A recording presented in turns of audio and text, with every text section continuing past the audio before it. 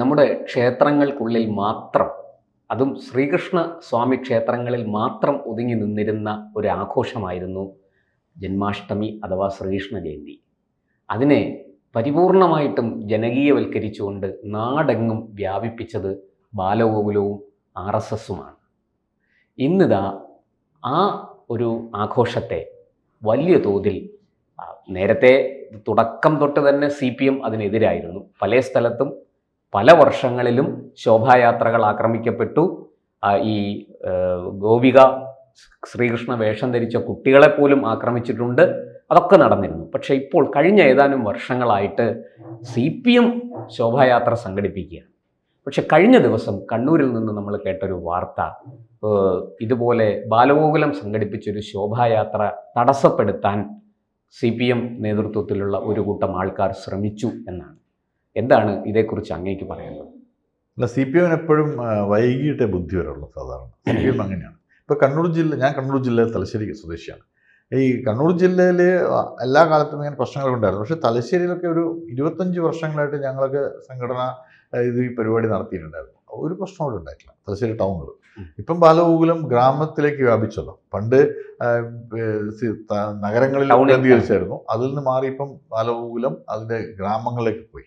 കണ്ണൂർ ജില്ലയെ കുറിച്ച് പണ്ട് KA ആന്റണി എന്ന മഹാനായ പത്രപ്രവർത്തകനായിരുന്നു പാർട്ടി ഗ്രാമങ്ങൾ എന്നുള്ള വാക്ക് കോയിൻ ചെയ്തത്. പാട്യം, പൂങ്കച്ചി, ഇങ്ങനെ സ്ഥലങ്ങളൊക്കെ ഉണ്ട്. ആ പാർട്ടി ഗ്രാമങ്ങൾ ഇന്നും ചില സ്ഥലങ്ങളിൽ CPM കൊണ്ടു നടക്കുന്നു. ഈ പാർട്ടി ഗ്രാമങ്ങളിൽ മറ്റുള്ള പ്രവേശനം, ഇത് RSS നിരോധിത മേഖല ഈ സ്ഥലം ഇത് ഈ കഴിഞ്ഞ ദിവസം RSS നിരോധിത മേഖല എന്നാണ്. ചെകുവേരയുടെ പടക്കെ പാടുന്ന സ്ഥലമാണ്. അവർ ഏതോ ലോകത്താണ്, ചിറ്റാരിപ്പറമ്പ്. അപ്പം ഈ പരിപാടി നടന്ന കുട്ടികളോ അല്ലെങ്കിൽ സംഘടനാ കാര്യകർത്താക്കന്മാരോ അതിനെക്കുറിച്ചൊരു ലീസ്റ്റ് ബോധോടായിരുന്നു. അത്രയും ഗംഭീരമായിട്ട് അവർ പരിപാടി നടത്തി. ആ സ്ഥലത്ത് ഈ പരിപാടി നടക്കുകയും ചെയ്തു. ഇവരിങ്ങനെ എന്താ പറയുക, നമ്മുടെ നാട്ടിലൊരു ചൊല്ലുണ്ടല്ലോ, പട്ടികൾ കുരക്കട്ടെ, സാർത്ഥഭാസം മുന്നോട്ട് പോകുന്നു. അതുപോലെ അതൊന്നും വലിയ കാര്യമായിട്ട് എടുക്കേണ്ട കാര്യമുണ്ടെന്ന് എനിക്ക് തോന്നുന്നില്ല ഇപ്പോഴത്തെ ഒരു സിറ്റുവേഷനിൽ. പിന്നെ CPM കണ്ണൂർ ജില്ലയിലെ പുഴാതി പോലത്തെ ഒരു സ്ഥലത്ത് ഇത്തവണ നടത്തിയല്ലോ ബാലഗോകുലത്തിന്റെ ശോഭായാത്ര. അത് നടത്താൻ പറ്റുമോ അങ്ങനെയാണെങ്കിൽ? പിന്നെ ഗണേശോത്സവം നടത്തിയല്ലോ. ഇതൊക്കെ നടത്തും. കുറെ കഴിഞ്ഞിട്ട് വൈകി വന്ന ബുദ്ധിയിൽ വേണമെങ്കിൽ നാളെ ഭാരതാംബയെ മുമ്പിൽ വെച്ചിട്ട് പരിപാടി നടത്തും, എല്ലാം നടത്തും. എല്ലാം സംഘടിപ്പിക്കും. ഒരു കാലത്ത് ഇമ്പോർട്ടൻ്റ് ആയിട്ടുള്ള ഒരു ഐഡിയോളജി വന്നു. ആ ഐഡിയോളജി രാജ്യത്തിന് അനുകൂലമല്ല എന്ന് എല്ലാവർക്കും മനസ്സിലായി കഴിഞ്ഞു. കേരളത്തിൽ ഇപ്പോൾ CPM ആണോ എന്ന് ചോദിച്ചാൽ അത് ഒരുപാട് സബ്ജക്റ്റ് ഡിബേറ്റ് ആണ്. സോഷ്യൽ ഡെമോക്രാറ്റിക് പാർട്ടി എന്തോ ഒരു സാധനം നിൽക്കുന്നത്, എന്ത് ഐഡിയോളജിയാണെന്ന് ഇതിന്റെ മുൻനിര നേതാക്കന്മാരോട് ചോദിച്ചാൽ തന്നെ എനിക്ക് ഉത്തരവുണ്ടാവും തോന്നുന്നില്ല. പിന്നെ അതുകൊണ്ട് CPM ഇത് പറഞ്ഞു, CPM അത് ചെയ്തു എന്നൊക്കെ പറഞ്ഞാൽ ഒരു ദേശീയ പ്രസ്ഥാനത്തിന് ഈ ഒരു വളരെ എന്താ പറയുക ഒരു തൃണവൽക്കരിക്കേണ്ട ഒരു കാര്യമായിട്ട് എനിക്ക് തോന്നിയിട്ടുള്ളൂ. അങ്ങനെ തന്നെ ചെയ്യാൻ പറ്റുന്ന കാര്യകർത്താക്കന്മാരുടെ ഒരു ജില്ലയാണ് കണ്ണൂർ ജില്ലയിലെ കാര്യകർത്താക്കന്മാരുടെ മുമ്പിൽ ഇതൊന്നും ഇങ്ങനത്തെ ചെറിയ ഉമ്മാക്കിയോ അല്ലെങ്കിൽ കാണിച്ചാലൊന്നും അവർ ഓടുകയിലൊന്നുമില്ല. അവർ തീരുമാനം എടുത്ത് മുമ്പോട്ട് കൊണ്ടുപോയിട്ടുണ്ടെങ്കിൽ അത് ഉറപ്പായിട്ടും അത് ഇംപ്ലിമെന്റ് ചെയ്യും, നടത്തുകയും ചെയ്തിരിക്കും. അതിലൊരു സംശയം അങ്ങനത്തെ നടക്കുകയും ചെയ്തല്ലോ. ആ ചെറിയ കൊച്ചുകുട്ടികൾ പോലും ഒരു സെക്കൻഡ് പോലും ഈ നൃത്തം മാറ്റി വെക്കുകയോ അവരുടെ പരിപാടി മാറ്റി വെക്കുകയോ ചെയ്തിട്ടില്ലല്ലോ. അത്രയും ഭയപ്പെടുത്താൻ മതി. അങ്ങനെ കൂവി വിളിക്കുകയും അങ്ങനെയാണോ ഐഡിയോളജി നേരിടേണ്ടത്? അല്ലല്ലോ. നിങ്ങൾ ഡിബേറ്റ് ചെയ്യൂ. നിങ്ങൾക്ക് പറ്റുന്നില്ലല്ലോ. എന്താ പറ്റാത്തത്? നിങ്ങൾക്ക് ആശയമില്ല, നിങ്ങൾ ഫോളോ ആണ്. ആദ്യകാലത്തൊക്കെ CPM അതിന് ശ്രമിച്ചു നോക്കി, പക്ഷേ വലിയ പരാജയമായിരുന്നു. അങ്ങേക്കറിയാം, തലശ്ശേരി ബ്രണ്ണൻ കോളേജിൽ പോലും അത്തരത്തിലുള്ള സംവാദങ്ങൾ നടന്നിട്ടുണ്ട്. തലശ്ശേരി ബ്രണ്ണൻ കോളേജിൽ വെച്ചിട്ട് മാധവ്ജി, ഞങ്ങളുടെ ഫിസിക്സ് അസോസിയേഷൻ ഞങ്ങൾ ജയിച്ചപ്പോൾ മാധവ്ജി അവിടെ ഞങ്ങൾ കൊണ്ടുവന്നിട്ടുണ്ടായിരുന്നു. മാധവ്ജി ഭാരതദേശീയത ഹിന്ദുത്വമാണെന്ന് പറഞ്ഞിട്ടുള്ള ഒരു ടോക്കാണ് നടത്തിയത്. രണ്ട് ടോക്ക് നടത്തിയത്. 2 സെഷൻ ഉണ്ടായിരുന്നു. മോർണിംഗ് സെഷനിൽ ഫിസിക്സിന്റെ ഏറ്റവും ഉന്നതമായ ടാവോ ഫിസിക്സ് അത് സംസാരിച്ചത് അദ്ദേഹം. അപ്പം മാധവ്ജി വരുമ്പം അറിയാലോ മാധവ്ജിന്റെ വേഷവിധാനങ്ങളൊക്കെ. അന്ന് നമ്മുടെ ഡിപ്പാർട്ട്മെന്റിൽ ഞങ്ങൾക്ക് ഒരുപാട് പരിഹാസങ്ങളുണ്ടായിരുന്നു അദ്ദേഹം വരുന്ന സമയത്ത്. ഇദ്ദേഹം എന്താണ് ഇങ്ങനെയാണ് നമുക്ക് ചോദിച്ചു. പക്ഷേ 1 മണിക്കൂർ അദ്ദേഹത്തിന് ഭൗതിക്ക് കഴിഞ്ഞപ്പം ഫിസിക്സിലെ ഏറ്റവും മോസ്റ്റ് മോഡേൺ കോൺസെപ്റ്റ് ടാവോ ഫിസിക്സിനെ സംസാരിച്ചിട്ടാണ് മാധവ്ജി ആ വേദി വിടുന്നത്. ഉച്ചയ്ക്ക് ശേഷം ഭാരതദേശീയതയെ കുറിച്ചൊരു ജനറൽ ഡിസ്കഷൻ ഉണ്ടായിരുന്നു. അതിൽ വെച്ചിട്ട് മാധവ്ജി കയറി ചെയ്തത് ഒരുപാട് ആൾക്കാർക്ക് അവയർനെസ് ഉണ്ടാക്കിയ ഒരു സംവാദമായിരുന്നു. അതിനുശേഷം കോഴിക്കോട് സർവകലാശാലയിൽ വെച്ചിട്ട് ഈ ഭാരതദേശീയത പരമേശ്വർജിയും EMS നമ്പൂതിരിപ്പാടും അവസാനം ഫ്രണ്ട് ലൈനിൽ EMS എഴുതുകയും ചെയ്തു. ഞാൻ പരാജയപ്പെട്ടു എന്ന് എനിക്ക് തോന്നുമെങ്കിൽ ഞാൻ പരാജയപ്പെട്ടിട്ടില്ല. അപ്പൊ അങ്ങനെയൊക്കെ ഡിബേറ്റുകളും സംവാദങ്ങളും CPM ആ കാലത്ത് നടത്തിയിരുന്നു. അതിന് പാരലായിട്ട് തന്നെ മറ്റേത് നടത്തിയിട്ടുണ്ടായിരുന്നു, അക്രമവും ഭീകരമായിട്ട്. അതായത് ആശയത്തെ ആശയം കൊണ്ടും ആയുധം കൊണ്ടും ആയതുകൊണ്ട് തന്നെ ശ്രമിച്ചിരുന്നു. അതൊന്നും ഇപ്പൊ വിലപ്പോകുന്നില്ല. ഇപ്പൊ കണ്ണൂർ ജില്ലയിൽ ഇതൊന്നും ഇല്ല. ആ പരിപാടിയൊക്കെ ഒരുപാട് നിന്ന് കഴിഞ്ഞു.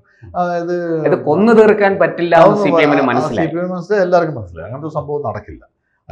ഇപ്പം ഈ ഇന്ത്യ മഹാരാജ്യത്ത് എന്താ പറയാ, മൂന്നാമത്തെ ടേമാണ് NDA ഗവൺമെന്റ് ഭരിക്കുന്നത് ഇപ്പം ഈ കണ്ടിന്യൂസ് ആയിട്ട്.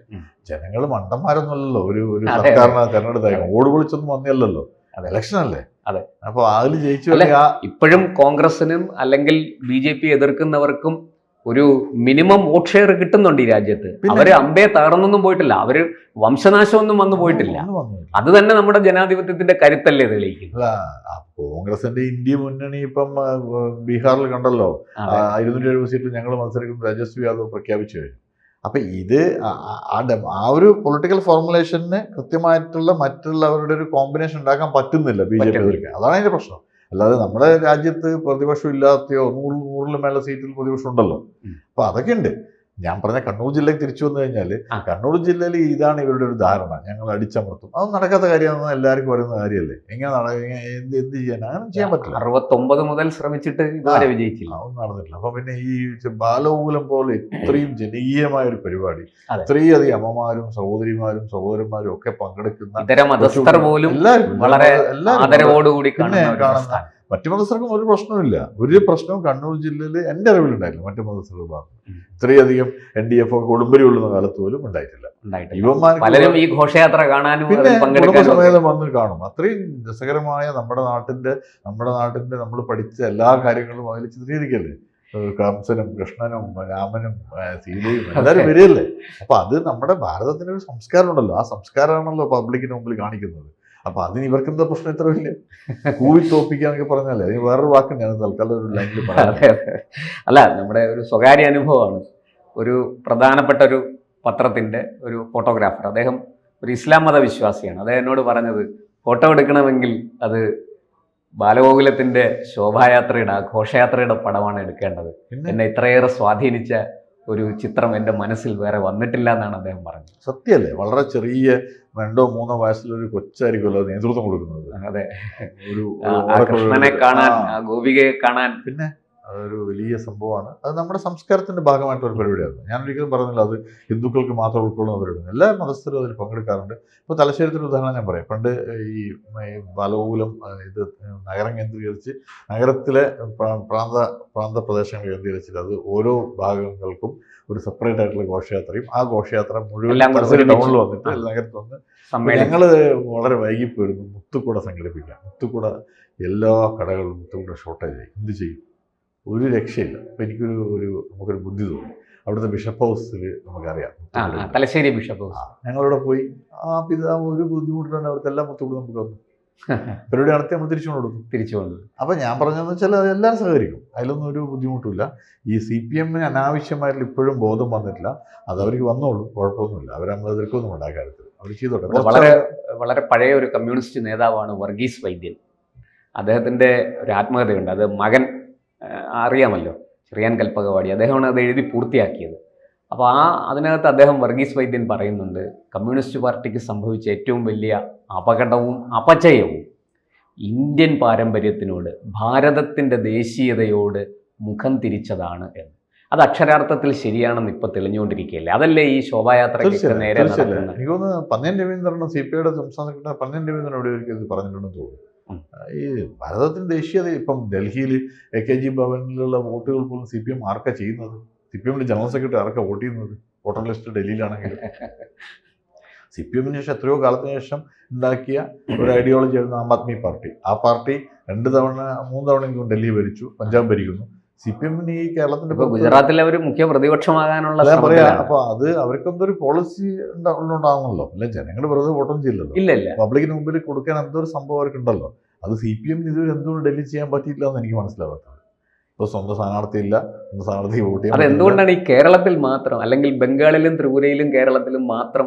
അല്ല, കേരളത്തിൽ ഞാൻ നേരത്തെ പറഞ്ഞല്ലോ, കേരളത്തിൽ CPM ആണോ എന്ന് എനിക്ക് സംശയം. അത് വേറൊരു സോഷ്യൽ ഡെമോക്രാറ്റിക് പാർട്ടി വേറൊരു മുഖത്തിൽ എന്നൊരു സംഭവമാണ്. അത് മാത്രമല്ല കേരളത്തിൽ കഴിഞ്ഞ ഒരു 10-15 വർഷമായിട്ട് അതെ കേരളത്തിലൊരു ഒരു എന്താ പറയുക ഒരുപാട് സഹകരണ സ്ഥാപനങ്ങളും CPM കൊടുക്കുന്ന ജോലികളുടെ അങ്ങനത്തെ ഒരുപാട് വേറെ കുറെ കോമ്പിനേഷൻ മാത്രമല്ല ശരിക്കും സ്ഥാപനവൽക്കരിക്കപ്പെട്ട ഒരു പാർട്ടി, ഒരു ഇൻസ്റ്റിറ്റ്യൂഷണലൈസ് പാർട്ടിയാണ്. അതാണ് അതിൻ്റെ ഒരു ശരിക്കുള്ള കൃത്യമായിട്ടുള്ള ഒരു അവലോകനം. അതുകൊണ്ട് അതൊരു ഐഡിയോളജിക്കൽ സ്ഥാനത്തിൽ അവർക്ക് നിൽക്കാൻ പറ്റുന്ന കാലം കഴിഞ്ഞു ലോകത്തെമ്പാടും തന്നെ. അങ്ങനൊരു സാധനം ഇല്ലല്ലോ കമ്മ്യൂൺ. എങ്ങനെയാണ് ഈ കമ്മ്യൂൺ നിർവചിക്കാൻ പോകുന്നത്? ആ കമ്മ്യൂൺ രാജകവാദത്തിന്റെ അല്ല, എന്താണ് കമ്മ്യൂൺ? എന്നിട്ട് ആ കമ്മ്യൂണിലാണ് ഇപ്പം ജീവിക്കുന്നത് അല്ലല്ലോ. എല്ലാവരും മന്ദിരങ്ങൾ അതൊക്കെ നാട്ടുകാര് തന്നെ പൊളിച്ചു മാറ്റി അടിയും കൊടുത്ത് ഓടിച്ചു. ആലപ്പുഴയിൽ നടന്ന സംഭവം അറിയാം. അതെ, ആലപ്പുഴ മാത്രമല്ല, ഇപ്പം ത്രിപുരയിലും ബംഗാളുമായിരുന്നു ഒരു കാലത്ത് അനിശ്ചിതമായി 30 കൊല്ലങ്ങൾ ഭരിച്ച ബംഗാളും നോക്കിക്കൊടുക്കുന്നുണ്ട്. അതെല്ലാം പോയല്ലോ. അവിടെ BJP ആണ് ഭരിക്കുന്നത് ത്രിപുരയിൽ. ബംഗാളിൽ BJP ശക്തമായ ഒരു വലിയ പ്രതിപക്ഷമായി മൂവ്മെന്റായി മാറിക്കഴിഞ്ഞു. അപ്പോൾ CPM അവർ തന്നെ സ്വയം മനസ്സിലാക്കണം എന്താണ് അവർക്ക് സംഭവിച്ചുള്ളത്.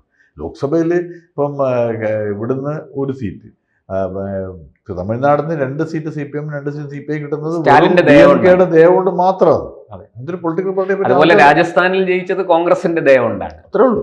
അപ്പൊ അതുകൊണ്ട് ഭാഗ്യത്തിന് ഈ ചിഹ്നം പോകാതെ നിൽക്കുന്നു.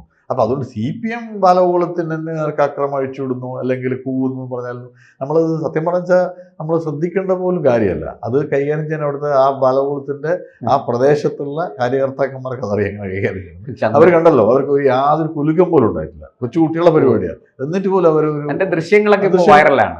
അവരൊന്നും കുലുക്കിയിട്ട് പോകില്ല. അപ്പൊ അതുകൊണ്ട് അതൊന്നും നമുക്ക് കണ്ണൂർ ജില്ലക്കാർക്ക് ഇതൊന്നും ഒരു പ്രശ്നമായിട്ട് തോന്നാറ്. കോഴിക്കോട് ഒരു സ്ഥലത്ത് ഒരു ഈ ഗോപികാവേഷം ധരിച്ച ഒരു യുവതിയെ ആക്രമിച്ചിട്ടുണ്ട്. അത് പോലീസ് കേസൊക്കെ ആയി. അങ്ങനെ ഒരു സംഭവം ഉണ്ടായിട്ടുണ്ട്. പക്ഷെ കണ്ണൂരിൽ അങ്ങനെ കായികമായ ഉപദ്രവമൊന്നും ഉണ്ടായില്ല എന്നാണ്. അസഭ്യം വിളിക്കുക പക്ഷെ അതൊക്കെ അവർക്ക് സ്വയം തന്നെ തകരാറാവുന്നേ ഉള്ളൂ. അല്ല, അത് പണ്ട് ഈ കമ്പ്യൂട്ടറിനെ കൂവി തോൽപ്പിക്കാൻ ശ്രമിച്ച സഖാക്കൾ അവസാനം ലാപ്ടോപ്പും കൊണ്ട് നടക്കുന്ന കാഴ്ചയാണ്. ട്രാക്ടർ വരുമ്പോൾ എന്തൊക്കെ പ്രശ്നം ഉണ്ടാക്കി ആലപ്പുഴയിൽ ട്രാക്ടർ വിരുദ്ധ സമരം ഒക്കെ നടത്തിയല്ലേ. അപ്പൊ അതുകൊണ്ട് ഇതൊന്നും നമ്മളധികം കാര്യമാക്കണ്ട. നാളെ ദേശീയതലത്തിലേക്ക് വരും പല ആളുകളും. പിന്നെ CPM തന്നെ പറയുന്നുണ്ട്, അല്ലെ CPM-ന്റെ നേതാക്കന്മാർ എന്താ പറയാ പബ്ലിക്കായിട്ട് പറയാതെ തന്നെ പറയുന്നുണ്ട്, ശബരിമലയിൽ ഏറ്റവും കൂടുതൽ പോകുന്നത് ഞങ്ങളുടെ ആളുകളാണ്. അപ്പൊ പിന്നെ ഇതൊന്നും വെറുതെ എന്താ പറയാ ഒരു കൺവീനിയൻസിന് വേണ്ടി ഇങ്ങനെ ഡിബേറ്റ് ചെയ്യാൻ, എതിർക്കാൻ വേണ്ടി ഞങ്ങളാണ് ഇവിടെ RSSനെ എതിർക്കുന്നത്, ഞങ്ങളാണ് ഇവിടെ BJP എതിർക്കുന്നത് എന്ന് വരുത്താൻ വേണ്ടിയിട്ടുള്ള ഒരു ശ്രമം മാത്രമാണ്. 1977 പോസ്റ്റ് എമർജൻസി ഗവൺമെന്റിൽ ജനതാ പാർട്ടി ഗവൺമെന്റിന് CPM-ന്റെ പിന്തുണയുണ്ടായിരുന്നു. പിന്നെ 1989 VP സിംഗ് ഗവൺമെന്റിന് BJP-യും CPM-ഉം ഒരുമിച്ചാണ് പിന്തുണ. അതുകൊണ്ട് ഈ കഥയൊന്നും പറയണ്ട. അല്ല, VP സിംഗിന്റെ വീട്ടിലെ വ്യാഴാഴ്ച വിരുന്നുകൾ വളരെ പ്രസിദ്ധമാണ്. അതുകൊണ്ട് ഇതൊന്നും പറയണ്ട. പിന്നെ അൽക്കെ അഡ്വാണി പാലക്കാട് ശിവദാസനോട് തെരഞ്ഞെടുപ്പ് ശിവദാസനാണെന്ന് തോന്നുന്നു ട്രാൻസ്ലേറ്റ് ചെയ്ത സ്പീച്ച്. അപ്പൊ അതുകൊണ്ട് അന്നൊരു കൺഫ്യൂഷൻ പോലും ഉണ്ടായി. രാജഗോപാൽ മത്സരിക്കാൻ അവിടെ വരികയും അന്നൊരു തർക്കം ഉണ്ടാകുകയും ചെയ്തു. അന്ന് എനിക്ക് തോന്നുന്നു RSSന്റെ പ്രാന്ത പ്രചാരക് ഭാസ്കർ റാവുജി വരികയും രാജഗോപാലിനോട് പിൻവാങ്ങാൻ ആവശ്യപ്പെടുകയും ചെയ്തു. ഇപ്പോൾ രാജ്യം ഒരു വലിയ പ്രതിസന്ധിയെ നേരിടുകയാണ്, ഇവിടെ നമുക്ക് ദേശീയതയാണ് പ്രധാനം, ജനാധിപത്യം തിരിച്ചു കൊണ്ടുവരണം എന്നായിരുന്നു അദ്ദേഹം അന്ന് നിർദ്ദേശിച്ചത്. പക്ഷെ അത് അന്നത്തെ ജനസംഘം അത് അനുസരിക്കുകയും തെരഞ്ഞെടുപ്പിൽ CPM-ന്റെ സ്ഥാനാർത്ഥി അവിടെ മത്സരിക്കുകയും ചെയ്തു, RSS പിന്തുണയോടെ. അതെ. അപ്പൊ അതുകൊണ്ട് ഇപ്പൊ RSS നേരിടുന്ന ഞങ്ങളെന്നൊക്കെ പറഞ്ഞാല് ചരിത്ര വിദ്യാർത്ഥികൾക്ക് തമാശ തോന്നുന്നുണ്ട്. ഇതിപ്പം പിന്നെ പെട്ടെന്ന് ഒരു ദിവസത്തേക്ക് മരിച്ചു പോകുന്ന വാർത്തയായിരിക്കണമെങ്കിൽ വേണമെങ്കിൽ അങ്ങനെ പറയാം. ഇതങ്ങനെയല്ലല്ലോ. തീർച്ചയായിട്ടും. കൂടുതൽ വാർത്തകളും വിശേഷങ്ങളും നിങ്ങളിലേക്ക് എത്താൻ ABC മലയാളം സബ്സ്ക്രൈബ് ചെയ്യുക, ബെൽ ബട്ടണും അമർത്തുക.